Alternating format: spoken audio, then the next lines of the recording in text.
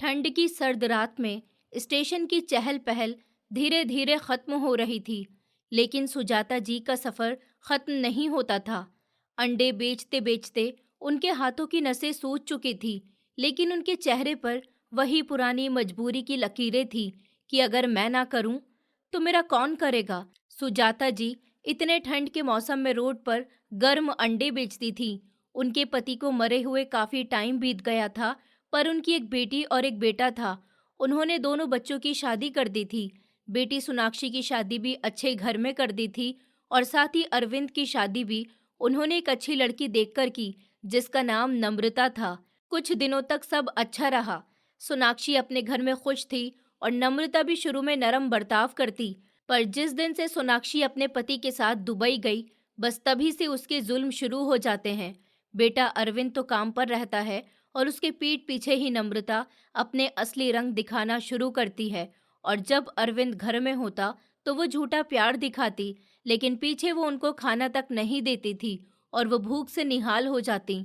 कई बार तो सुजाता जी अपने बेटे से नम्रता की हरकतों के बारे में बताने की कोशिश करती, तो नम्रता हर बार बीच में आकर बात को बदल देती और बहाने बनाकर बात को टाल देती, जिस वजह से वो बेबस रहने लगी। इसलिए उन्होंने खुद से कुछ करने का सोचा कि मैं कोई काम करूं और अपना पेट पालूं। उन्होंने फिर अंडे बेचने का काम शुरू किया।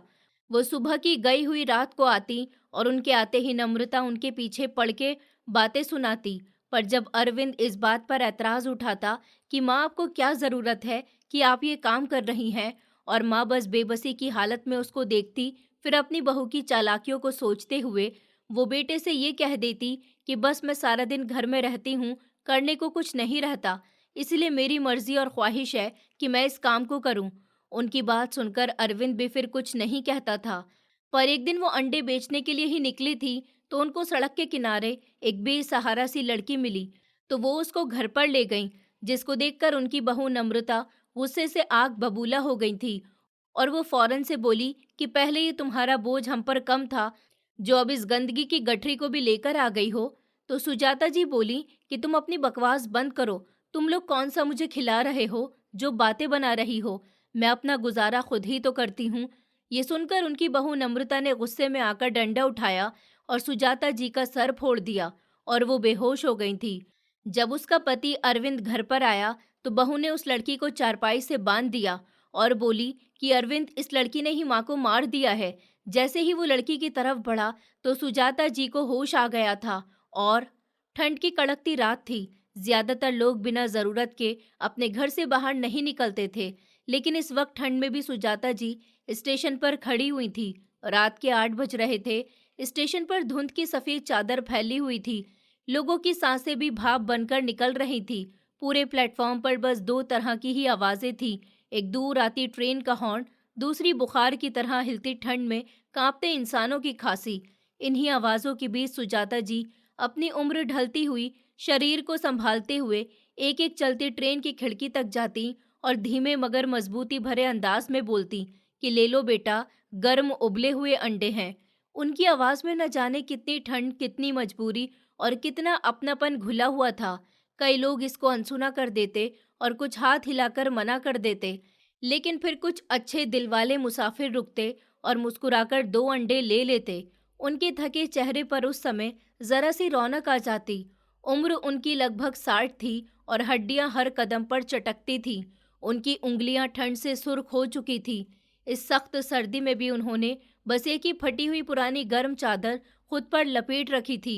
दूसरी औरतें अपने घरों में रजाई में घुस चुकी थीं, लेकिन वो तो इस वक्त भी रिश्ता निभा रही थी, अपनी जिंदगी से, मजबूरी से और खुद से। इस वक्त ठंड में भी वो काम के लिए बाहर निकलती थी, क्योंकि उनको कोई पैसे नहीं देता। बेटा अरविंद जो पैसे नम्रता को देता भी था, तो वो उनको नहीं देती, बल्कि उन पैसों से अपनी शॉपिंग कर लेती थी। और अरविंद समझता कि पैसे उसकी माँ तक पहुंच जाते होंगे, पर असल में ऐसा नहीं था। नम्रता तो उनको हर बात से तरसा देती थी, जिस वजह से वो अपना खर्च खुद ही निकालती थी। वो सुबह सवेरे की निकली हुई होती थी और आते आते उनको रात हो जाती थी। कभी बस के अड्डे पर तो कभी स्टेशन पर वो उबले हुए अंडों को बेचती थी, और जब घर पर पहुंचती तो उनकी बहू नम्रता आराम से खाना वगैरह खाकर, अपने बच्चों को खिलाकर कमरे में उनको लेकर कंबल में घुस गई होती थी और बेटा अरविंद भी सो गया होता था। घर के दरवाजे की एक चाबी सुजाता जी के पास मौजूद होती थी। उस चाबी से वो दरवाजा खोलकर अंदर आई तो गहरी सांस खींचकर ली। वो पूरा बैठक सन्नाटे में डूबा हुआ था। हर तरफ खामोशी का गहरा राज छाया हुआ था। ये देखते हुए सुजाता जी ने अंडों की टोकरी को एक तरफ रख दिया और फिर आते हुए वो कच्चे अंडे साथ लेकर आई थी, उसको एक तरफ रख दिया और किचन में देखा तो दोपहर की सूखी रोटी पड़ी हुई थी। सब्जी तो थी ही नहीं। उन्होंने टोकरी में देखा तो 2 अंडे बच गए थे। फिर उन्होंने अपने दिमाग में आइडिया आते ही काम शुरू किया। जल्दी जल्दी प्याज, हरी मिर्च और टमाटर काट के उन्होंने मसाला बनाया और उबले हुए अंडों को टुकड़ों में काटकर थोड़ी सी सब्जी बनाकर सूखी रोटी से खाकर गुजारा किया था। वो खाते हुए उनकी आंखों से आंसू बह रहे थे, मगर फिर भी दिल से ऊपर वाले का शुक्र कर रही थी कि ऐ ऊपर वाले, तूने आज खाली पेट नहीं छोड़ा।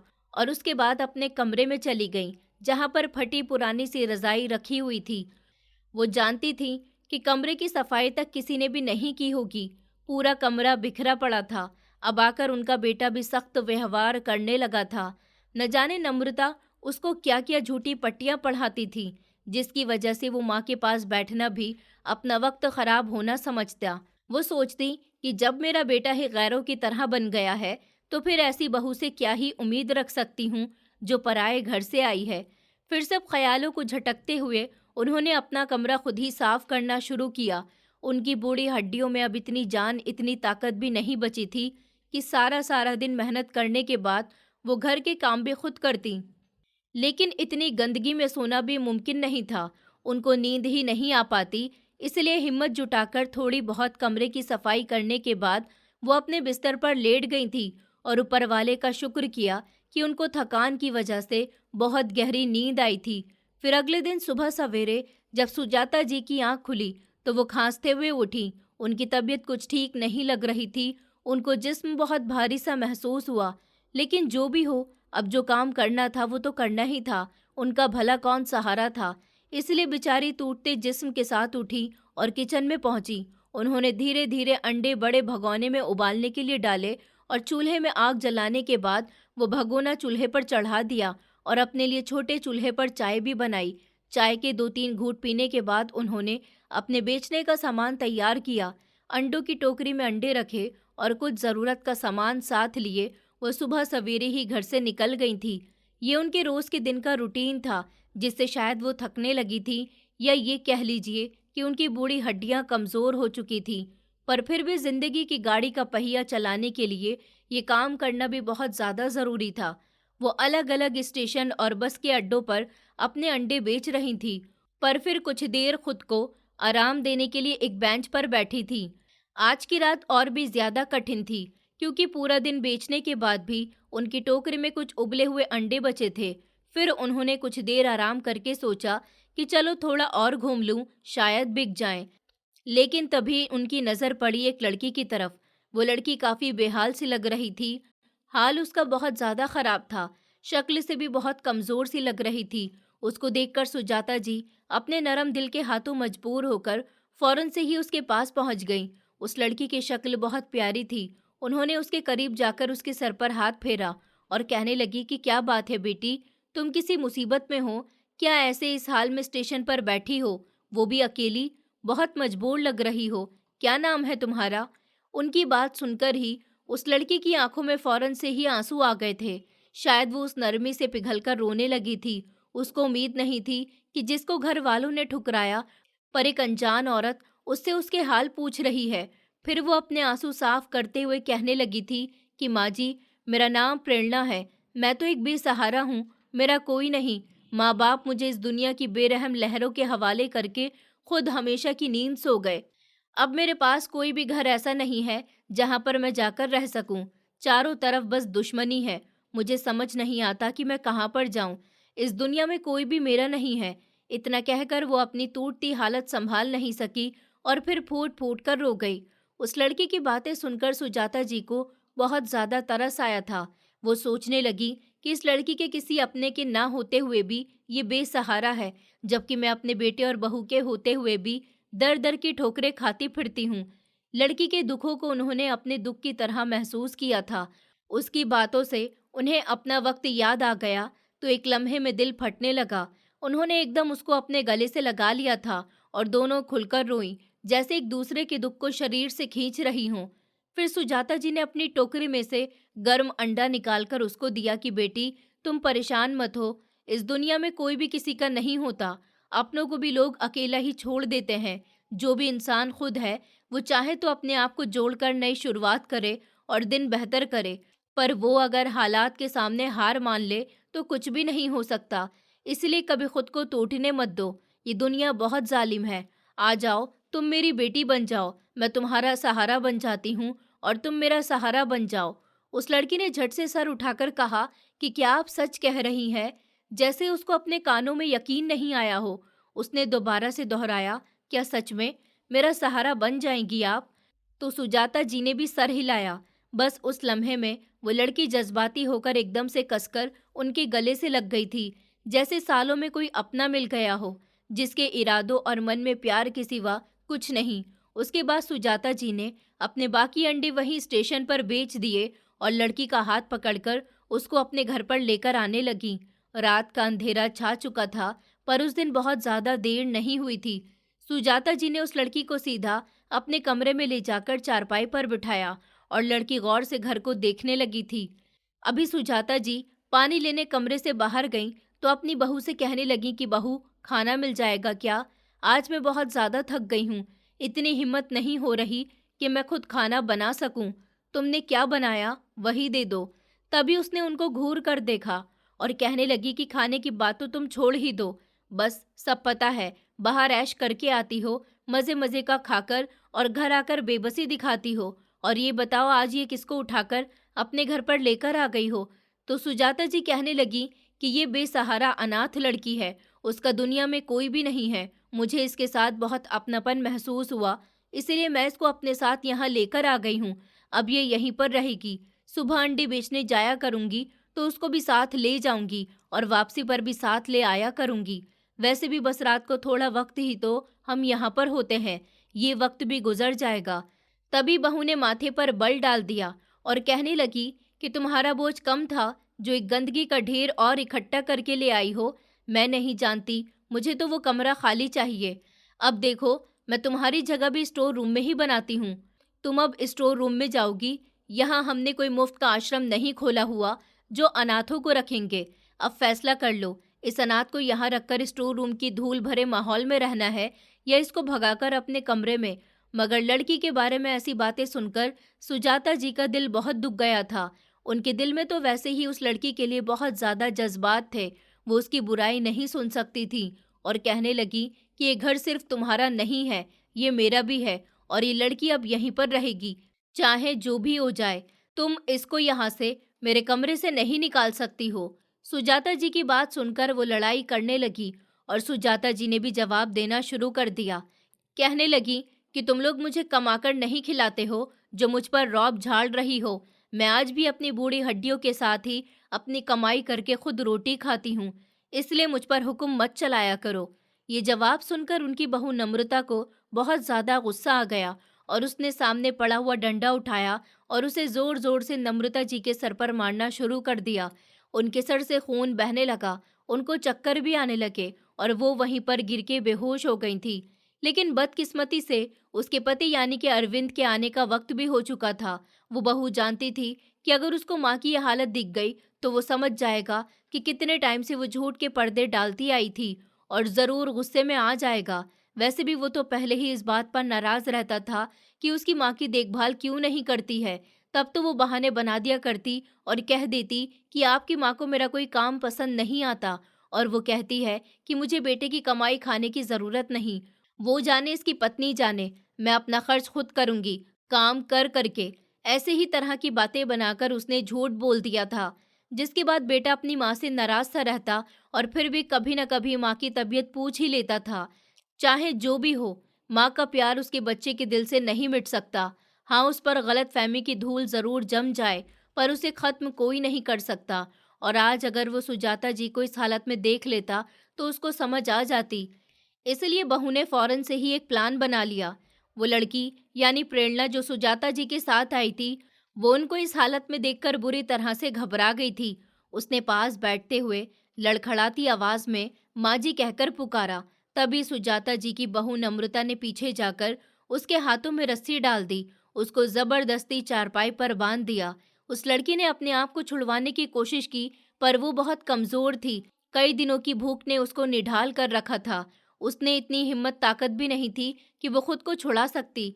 तो बहू ने उसको चारपाई पर रस्सी से बांधकर कमरे को संभाला ही था कि उसका पति यानी अरविंद एकदम से आ गया। उसने जब अपनी माँ को ऐसी हालत में देखा तो वो तड़प उठा था और माँ की तरफ भागा कि क्या हुआ माँ आपको, ये सब कैसे हुआ। फिर गुस्से से वो अपनी पत्नी की तरफ देखकर कहने लगा कि क्या हुआ है माँ को। नम्रता तब बहू फौरन से रोने लगी, आंखों से झूठ मूठ के आंसू बहाए और कहने लगी कि माँ आज स्टेशन से जल्दी घर आ गई थी और मैं बस उनको खाना देने लगी। मैं बस किचन में खाना लेने गई, तभी उनके साथ ये लड़की थी, माँ के कमरे में थी। मेरी नज़र बचते ही उसने माँ के सर में डंडा मार दिया और माँ बेहोश होकर गिर गई।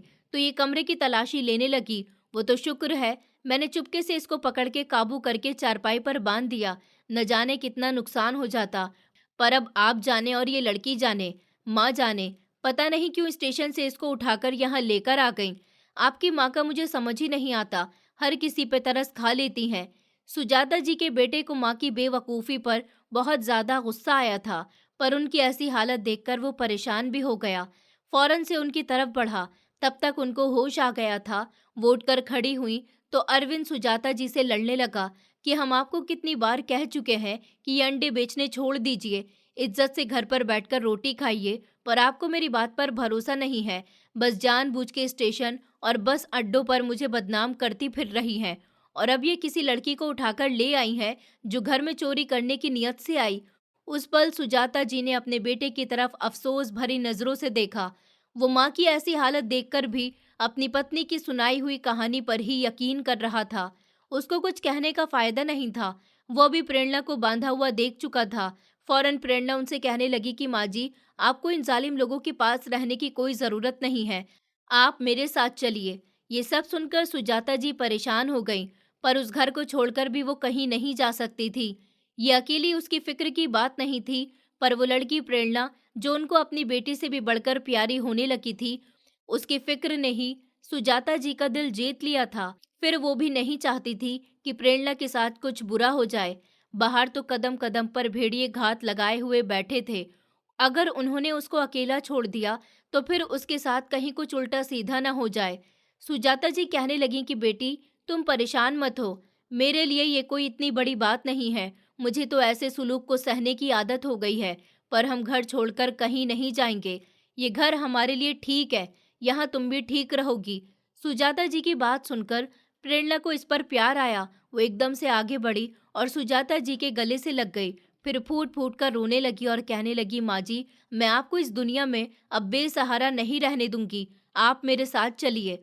उसने सुजाता जी का हाथ मजबूती से और एक विश्वास के साथ पकड़ लिया था और सच में वो उनको लेकर घर से बाहर निकलने लगी थी। तभी उनका बेटा अरविंद आ गया और कहने लगा कि ये लड़की कौन है, तुम कहाँ से आई हो? हाँ, जो मेरी माँ पर हक जता रही हो, तुम उनको कहीं पर भी नहीं लेकर जा सकती, छोड़ो माँ को। प्रेरणा ने उस लम्हे रुककर उनकी तरफ देखा और कहने लगी कि अच्छा, तो अब आपको याद आ गया कि ये औरत आपकी माँ है। पहले आप कहाँ सोए हुए थे जब ये सारा सारा दिन कैसे स्टेशन पर वो अंडे बेचते हुए परेशान फिरती रहती हैं। इस उम्र में काम करती हैं वो, आपको शर्म तो आती नहीं होगी ना। इतना भी आपसे नहीं होता कि अपनी इन माँ को एक टाइम की इज्जत की रोटी खिला सको। आपकी पत्नी ने घर में आपके पीछे इनके सर पर डंडा मारा और एक झूठी कहानी बनाकर सुना दी। आप बिना किसी बातों को जाने इस झूठ पर यकीन करके अपनी माँ पर इल्जाम लगाने लगे। इस दुनिया में इससे बड़ा बेवकूफ इंसान मैंने आज तक नहीं देखा जो उनकी कदर नहीं करता हो, और अब आपको माँ याद आ रही है। प्रेरणा की बातें अरविंद के दिल को चीर गईं। वो एक पल को ठिठक कर रह गया और बोला, तुम बकवास बंद करो।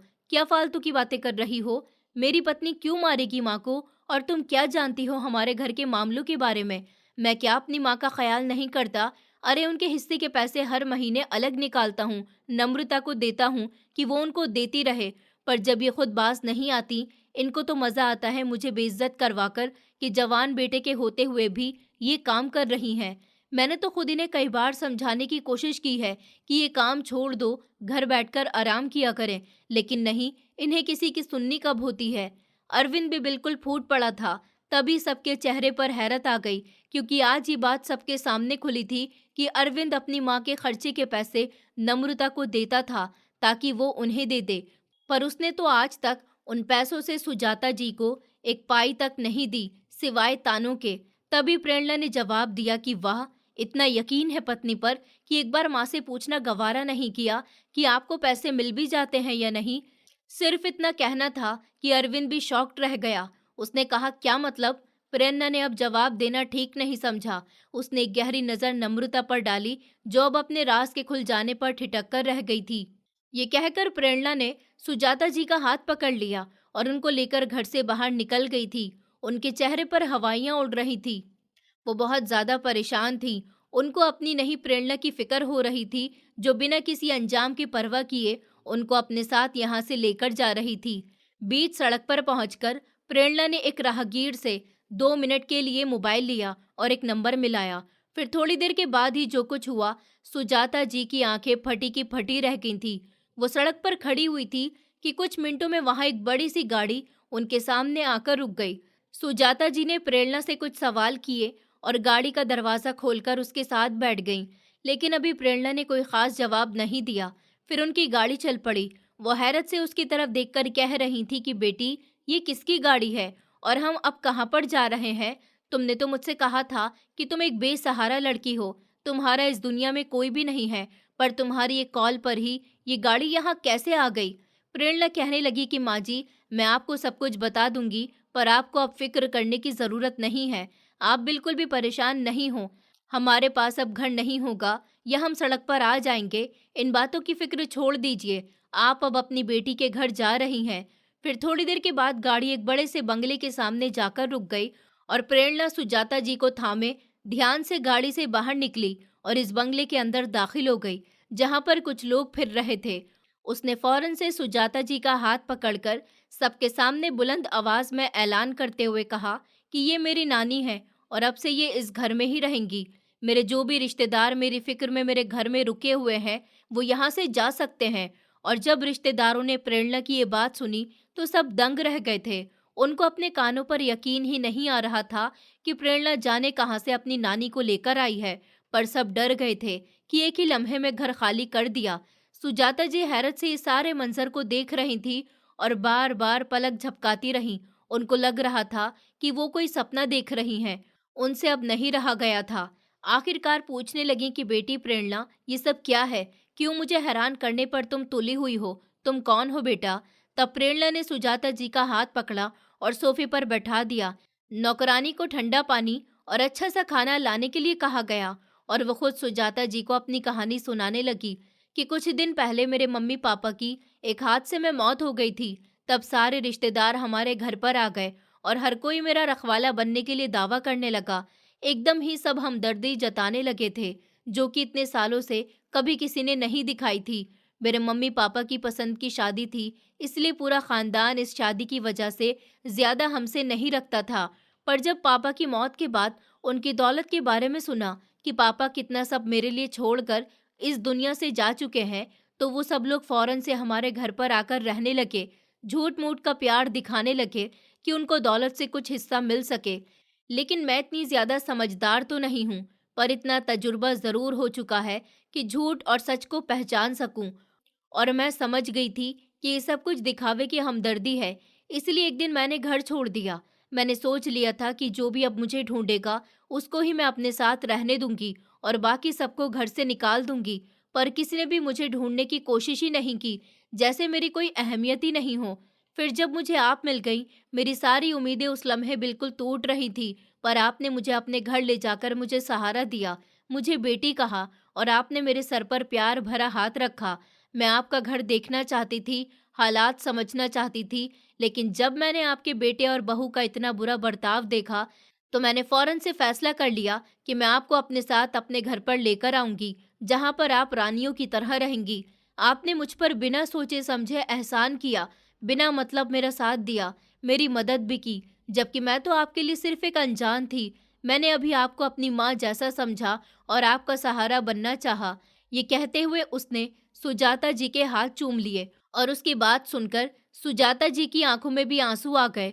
फौरन से उसको अपने सीने से लगाकर थपथपाते हुए वो कहने लगी कि मैं ऊपर वाले का लाख शुक्र करती हूँ कि उसने मुझे तुम जैसी बेटी दे दी। मुझे इस दौलत शोहरत की कोई ज़रूरत नहीं है प्रेरणा। मैं तो खुद कमाने और खाने पर यकीन रखती हूँ। और तुमने तो मुझे अंडे बेचते हुए देखा, इसका सबूत भी मिल चुका है। पर हाँ, मैं ऊपर वाले का जितना भी शुक्र करूँ कम ही है। सुजाता जी खुशी खुशी प्रेरणा के साथ उसके घर में रहने लगी। अच्छा पहनने और खाने को मिलने लगा था और वो प्रेरणा का बहुत ज़्यादा ख्याल रखती थी। दोनों ही एक दूसरे के साथ सुकून भरी जिंदगी गुजार रही थी। प्रेरणा को माँ मिल गई थी और जबकि सुजाता जी को बेटी। कभी कभी सुजाता जी ऐसे ही बैठकर सोचती तो फौरन अपने बेटे अरविंद का ख्याल आ जाता, पर फिर वो उस सोच को झटककर हर ख्याल से निकाल देती थी। ऐसे ही एक दिन वो शॉपिंग करके वापस आ रही थी कि अचानक से उनका बेटा उनके सामने आ गया था और माँ को देखते ही उसने उनके सामने हाथ जोड़ दिए थे। पहले तो सुजाता जी को अच्छी हालत में देखकर वो पहचान नहीं पाया था, पर फिर रोने लगा कि मुझे मेरी पत्नी ने सारी सच्चाई बता दी है। माँ, हमारा बेटा मर गया। आपके साथ बुरा करने की हमें यही सजा मिली है। शायद हमारा यही अंजाम होना था। बेटे की हालत देखकर सुजाता जी भी तड़प गईं और उसको उठाकर गले से लगा लिया। बेटा फिर जिद करने लगा कि माँ, मेरे साथ घर चलिए, पर सुजाता जी ने इनकार कर दिया और प्रेरणा के घर का पता लिखवाकर उसके हाथ में पकड़ा दिया और कहने लगी कि जब मेरी याद आए तो मुझसे मिलने चले आना। मुझे कभी भी दौलत और पैसे की ज़रूरत थी ही नहीं। मैं तो बस इतना चाहती थी कि मेरा बेटा मेरा ख्याल रखे और मेरी बहू मुझसे प्यार करे, पर मुझे दोनों ही नसीब नहीं हुआ। अब मैं अपनी बेटी के साथ बहुत खुश हूँ। ऊपर वाले ने तुम जैसा बेटा दिया तो प्रेरणा जैसी बेटी भी मेरी जिंदगी में भेज दी और अब मैं अपनी जिंदगी में किसी भी तरह के बदलाव नहीं चाहती हूँ और इसी के साथ गुजारा करना चाहती हूँ। मेरे दिल में तुम्हारे लिए कोई शिकायत नहीं है और ना ही मैं चाहती थी कि मेरा पोता मर जाए, और जाने वालों को तो कोई भी वापस नहीं ला सकता। लेकिन मैंने तुम्हारे लिए अपने दिल से हर बुरी बात को निकाल दिया, क्योंकि ऊपर वाले ने मुझसे बेहतर लेकर मुझे बेहतरीन जो दे दिया। ये सुनकर उनके बेटे के चेहरे पर भी नरमी आ गई। उस सड़क के किनारे खड़े होकर वो अपने बेटे के नरम पड़े चेहरे को देख रही थी। हवा हल्की हल्की चल रही थी, पर उनके दिल में जो तूफान था वो रुकने का नाम नहीं ले रहा था। उन्होंने बेटे की आंखों में पहली बार सच्चा पछतावा देखा, मगर जो जख्म सालों से उनका पीछा कर रहे थे वो इतनी आसानी से तो मिटने वाले नहीं थे। फिर उन्होंने अरविंद के कंधे पर हाथ रखा और नरम आवाज में बोला कि बेटा, मैं तेरी ये हालत देखकर टूट तो रही हूँ, पर जो बीत गया वो अब लौट कर नहीं आएगा।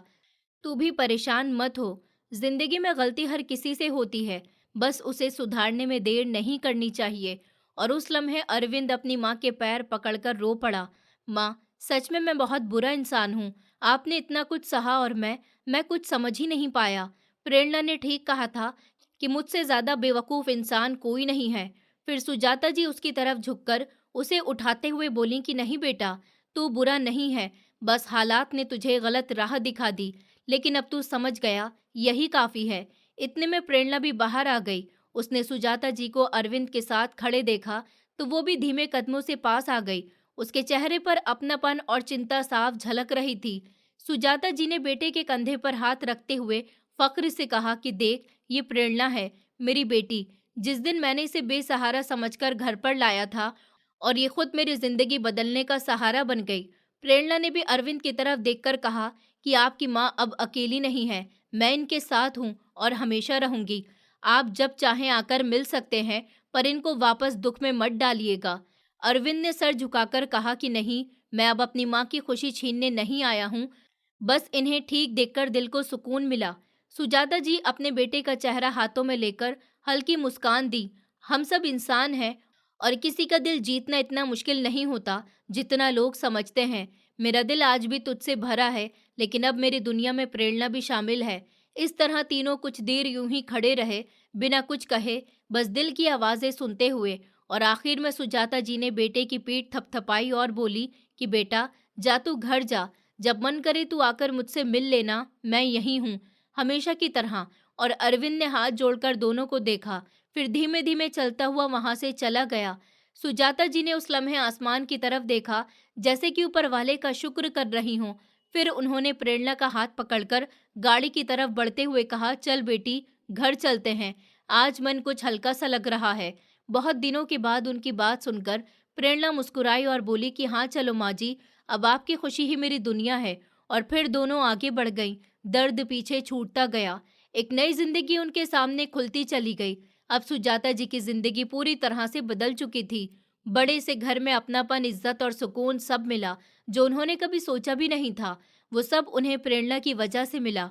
प्रेरणा उनके हर कदम पर साथ रहती, उनकी सब जरूरतों का ख्याल रखती और उन्हें फिर से जीना सिखाती।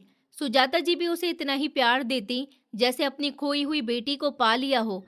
उनके दिल में अब कोई शिकायत नहीं रही थी, न अपने बेटे से, न बहू से और न जिंदगी से, क्योंकि उन्हें समझ आ चुका था कि कभी-कभी खून का रिश्ता नहीं, दिल का रिश्ता भी इंसान की जिंदगी बदल देता है।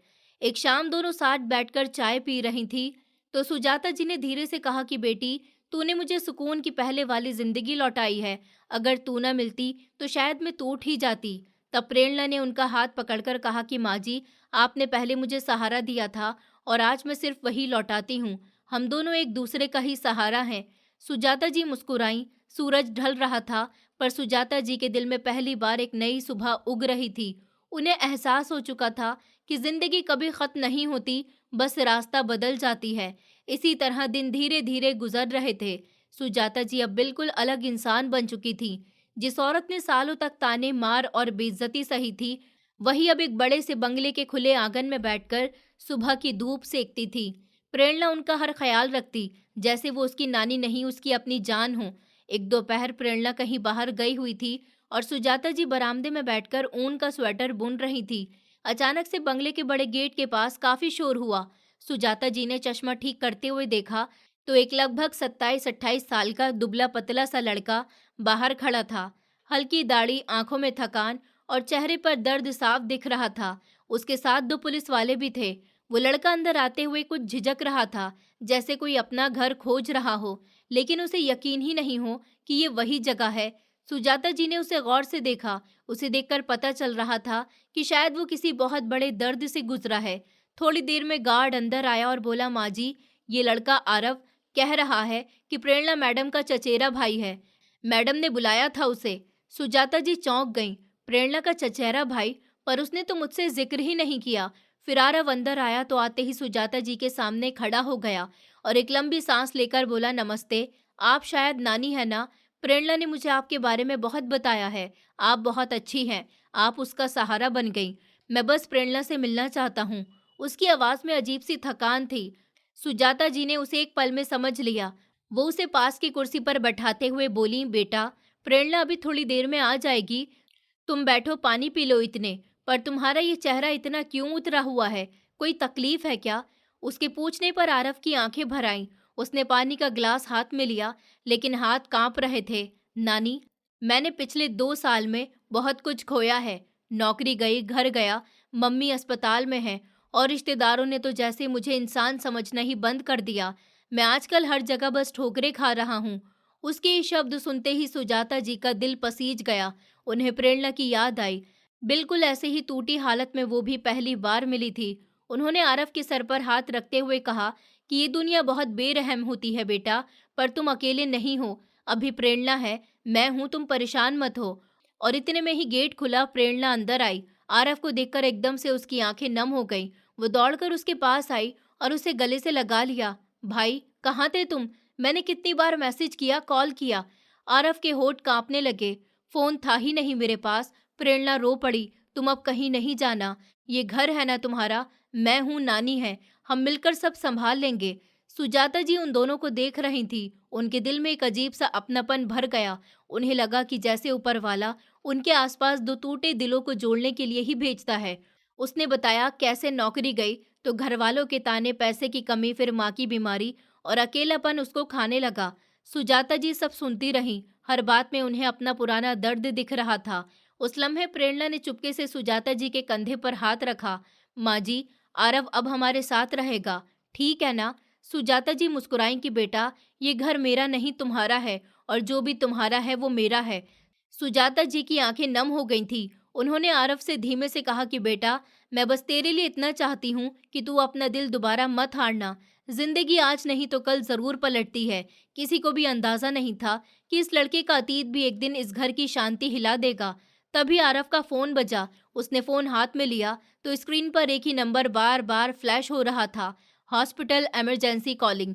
ये देखकर आरव का चेहरा एकदम सफेद पड़ गया।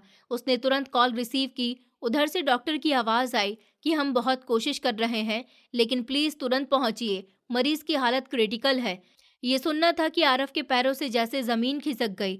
नानी, प्रेरणा, हमें चलना होगा अभी। माँ की तबीयत। वो इतना कहकर रुक गया। उसकी आंखों से आंसू की लड़ी बहने लगी।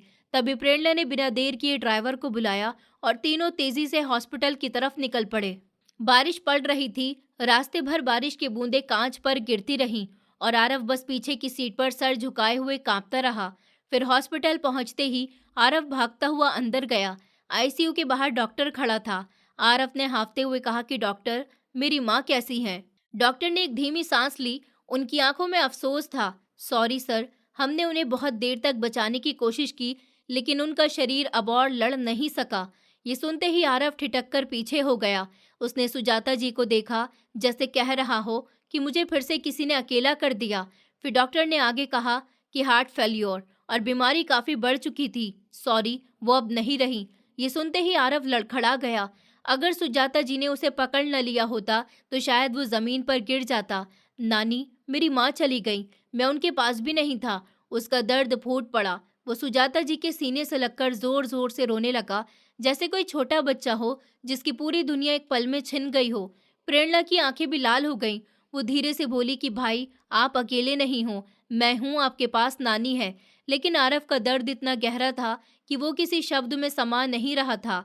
कुछ देर के बाद नर्स उन्हें आईसीयू के अंदर ले गई। बेड पर आरव की माँ शांत पड़ी थी। चेहरा हल्का पीला पर बेहद सुकून में था, मानो दुनिया की सारी लड़ाइयां लड़कर आखिरकार वो थक चुकी हों। फिर आरव आगे बढ़ा। उनका हाथ थामकर वो बिखर गया। माँ, मैं आ गया, आप मुझे ऐसे अकेला कैसे छोड़ गईं? उसके आंसू उनकी ठंडी उंगलियों पर गिरते रहे। सुजाता जी दरवाजे पर खड़ी होकर ये सब देख रही थी। उनके दिल में एक अजीब सी टीस उठी। उन्हें अपना पुराना वक्त याद आ गया, जब वो भी अकेले दर्द सहती थी और कोई उनका हाथ पकड़ने वाला ही नहीं था। वो फिर धीरे से आगे बढ़ी और आरव के कंधे पर हाथ रखा, उनको तसल्ली दी। आरव उनके गले लग गया। नानी, अब मैं सच में अकेला हो गया हूँ। सुजाता जी ने उसका चेहरा पकड़कर सीधे देखा और कहा कि नहीं बेटा, तुम अकेले नहीं हो, हम दोनों साथ हैं और जब तक हम हैं तुम कभी अकेले नहीं पड़ोगे। आरव की आंखों में फिर से आंसू बहने लगे, लेकिन इस बार वो दर्द के नहीं बल्कि किसी अपने का सहारा मिलने की राहत के थे। आरव अपनी माँ की मौत के बाद कुछ दिनों तक बिल्कुल टूट गया था। कमरे के हर कोने में उसकी माँ की खुशबू, उनकी बातें जैसे उसके कानों में गूंजती रहती थी। प्रेरणा चुपचाप उसके साथ बैठती, बिना कुछ कहे, बस उसका हाथ पकड़कर। कई बार खामोशी ही सबसे गहरी दवा होती है। एक दिन आरव अचानक बोला, प्रेरणा, मेरी माँ अगर टाइम पर इलाज करा लेती तो शायद आज जिंदा होती, लेकिन उन्हें लगा कि हॉस्पिटल का इतना बड़ा बिल कैसे भरेंगे। वो हमारी वजह से अपना इलाज टालती रही थी। प्रेरणा ने गहरी सांस ली और कहा कि हाँ आरव, ये सिर्फ तुम्हारी माँ के साथ नहीं होता, बहुत सारी माएँ ऐसे ही चुपचाप दर्द सहती रहती हैं, सिर्फ इसीलिए कि घर पर खर्च कम है। कोई नहीं चाहता कि घर वालों पर बोझ बने। आरव की आंखों में एक अजीब सा जुनून आ गया। उसने कहा कि मैं कुछ करना चाहता हूँ, ऐसा कुछ जिससे कोई भी माँ सिर्फ पैसों की वजह से इलाज नहीं टाले, कोई भी बेटा मेरी तरह पछतावा न झेले। और प्रेरणा तुरंत बोली कि हाँ, हम करेंगे, दोनों मिलकर। आरव और प्रेरणा ने अगले कई दिनों तक रिसर्च शुरू किया, लोकल क्लिनिक, हॉस्पिटल्स, यहीं से दोनों ने एक छोटा सा प्रोजेक्ट शुरू किया मुफ्त इलाज के नाम से। वो दोनों हर जगह, अलग अलग कॉलोनियां, स्लम एरिया और बुजुर्गों के ओल्ड एज होम में जाते। प्रेरणा लोगों को समझाती, अगर आपकी तबीयत खराब हो तो घर वालों के लिए बोझ बनने का मत सोचिए। इलाज रोक देने से घर बेहतर नहीं चलता, घर माँ बाप से चलता है। आरव हर जगह छोटे से पोस्टर लगाता, इलाज टालना जानलेवा है, सरकारी अस्पतालों में इलाज लगभग मुफ्त है, प्लीज रुकिए मत। और धीरे धीरे दोनों ने डॉक्टर समीर नाम के एक यंग डॉक्टर को भी अपने साथ जोड़ लिया। डॉक्टर समीर उनके कैंप में आते, बेसिक चेकअप करते और लोगों को बताते कि कौन सा इलाज मुफ्त मिल सकता है, किस स्कीम में पैसे नहीं लगते, किस बीमारी में कितना खर्च होता है। उनके इस कदम से कई बुजुर्ग औरतें आगे आने लगीं। कई ने रोते हुए कहा कि बेटा, हम घर वालों का बोझ नहीं बनना चाहती थी, लेकिन अब लगता है कि शायद हमें भी जीने का हक है। शायद यही बात आरव की माँ सुन लेती तो कहानी आज कुछ और होती। पर आरव हर बार उन औरतों की मुस्कान में अपनी माँ का चेहरा ढूंढ लेता था, और वही मुस्कान उसे और मेहनत करने की हिम्मत देती। समय धीरे धीरे गुजर रहा था। घर में एक अजीब सी शांति रहती, जो पहले कभी नहीं थी। सुजाता जी की मौजूदगी ने सबको संभाल लिया था, खासकर आरव और प्रेरणा को। उनके आने के बाद घर में वो माँ जैसा सुकून आने लगा था, जो दोनों को नहीं मिला। इसी बीच सुजाता जी ने प्रेरणा को कई बार चुपचाप देखा था। वो घर का हर काम संभालती, कैंप्स की तैयारी करती, आरव का दर्द भी समझती और खुद भी सब संभाल लेती। उनके दिल में एक बार उठती थी कि आखिर ये लड़की अकेली क्यों रहे। इसका इतना बड़ा दिल है, इतनी मेहनत है, इतनी इंसानियत है इसमें, ये अकेलेपन के लायक नहीं है। फिर एक शाम खाना खाने के बाद वो प्रेरणा के पास बैठ गईं। नरमी से बोली कि बेटी, एक बात कहूँ? प्रेरणा ने मुस्कुराकर कहा कि हाँ माँ, बोलिए। सुजाता जी थोड़ी हिचकिचाई, फिर बोली कि बेटी, तेरी उम्र हो रही है और तू इतना सब अकेली संभाल रही है। वो मैं तेरी शादी के बारे में सोच रही थी। प्रेरणा एक पल के लिए चौंक गई। उसने हल्के से हंसकर कहा, अरे माँ, अभी कहाँ, अभी तो मुझे बहुत से काम है। लेकिन सुजाता जी ने उसके हाथ पर हाथ रखा कि बेटी, काम तो हमेशा रहेंगे, लेकिन अपनी जिंदगी का साथी होना भी बहुत जरूरी है। तू अकेली बहुत थक जाएगी। उसी वक्त आरव ने भी कमरे में कदम रखा। वो अंदर खड़ा सब कुछ पहले ही सुन चुका था। वो भी बोला कि हाँ प्रेरणा, नानी ठीक कहती हैं, जिंदगी में किसी का साथ होना चाहिए और तुम डिजर्व भी करती हो। तभी प्रेरणा ने उसकी तरफ देखा। उसकी आंखों में एक अजीब सी साफ सच्चाई थी।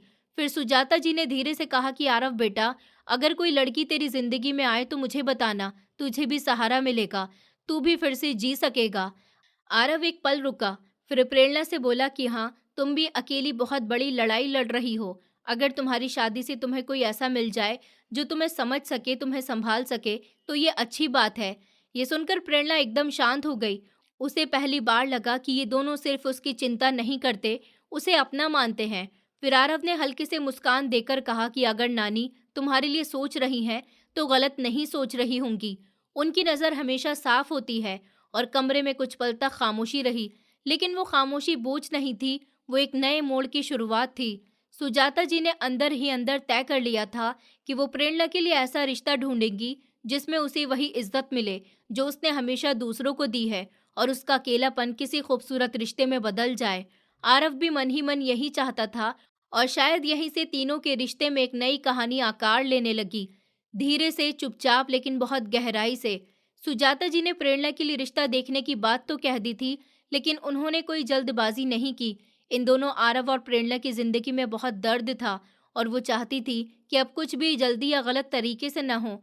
लेकिन एक चीज साफ थी, प्रेरणा अब अकेली नहीं रहेगी, उसकी जिंदगी में भी खुशियां आएंगी। उन्होंने प्रेरणा के लिए अंकित मेहरा का रिश्ता चुना।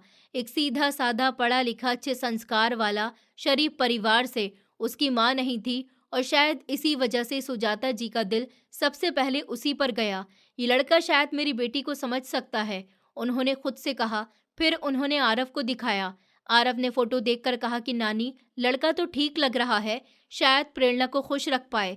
ये कहते वक्त उसकी आवाज में थोड़ा भारीपन था, जैसे दिल कुछ अजीब सा खिंच रहा हो, पर उसने खुद को संभाल लिया। फिर अगले ही हफ्ते उन्होंने उन लोगों को बुलाया। अंकित का परिवार मिलने आया। वो लोग सादे और अच्छे थे। कोई दिखावा नहीं, कोई ताने नहीं, कोई घमंड नहीं। अंकित बेहद नम्र, शांत और रेस्पेक्ट से बात करने वाला लड़का था। जब पहली बार प्रेरणा उसके सामने आई तो वो हल्की सी नर्वस थी, लेकिन अंकित ने मुस्कुराकर इतनी ईमानदारी से कहा कि मैडम, मैं नहीं जानता कि आप किस तरह की जिंदगी जी चुकी हैं, पर मैं इतना जानता हूँ कि आपकी आंखों में बहुत मजबूती है। अगर आप चाहें तो मैं आपकी जिंदगी में आराम बनकर आ सकता हूँ, कोई दर्द नहीं। प्रेरणा उस पल थोड़ी चौंक गई। उसने सोचा भी नहीं था कि कोई लड़का इतनी साफ और गहरी बात कैसे कह सकता है। सुजाता जी चुपचाप पीछे बैठकर देख रही थी। उनके दिल में एक सुकून था। आरव दूर कोने में खड़ा था। उसकी आंखें धीरे धीरे झुक गईं, पर चेहरे पर मुस्कान बनाए रखी। वो चाहता था कि प्रेरणा खुश रहे। अगले ही दिन अंकित के घर से रिश्ता पक्का करने के लिए कॉल आई, तो सुजाता जी ने तुरंत कहा कि बेटी, उन लोगों का जवाब आ गया। वो तुझे अपने घर की बहू बनाना चाहते हैं। सच कहूँ तो बेटा, मुझे ये लोग बहुत भाए हैं। फिर प्रेरणा ने कुछ देर सोचा और नानी का हाथ पकड़कर बोली, अगर आप मेरी माँ बनकर मेरे सर पर हाथ रख सकती हैं तो आपकी पसंद पर मुझे यकीन है। सुजाता जी की आंखें भीग गईं। वो रोते हुए बोलीं कि आज मुझे लगता है कि ऊपर वाले ने देर से ही सही पर मुझे मेरी बेटी दे दी। अब प्रेरणा की शादी की तैयारियां पूरे जोर शोर से शुरू हुई। घर में पहली बार इतने सालों के बाद लाइटें, रंगों की खुशबू, मेहमानों की आवाज और हंसी भरने लगी। सुजाता जी हर काम में लगी रहीं, हर चीज खुद कराती, हर चीज की लिस्ट, हर गेस्ट की लिस्ट संभालती।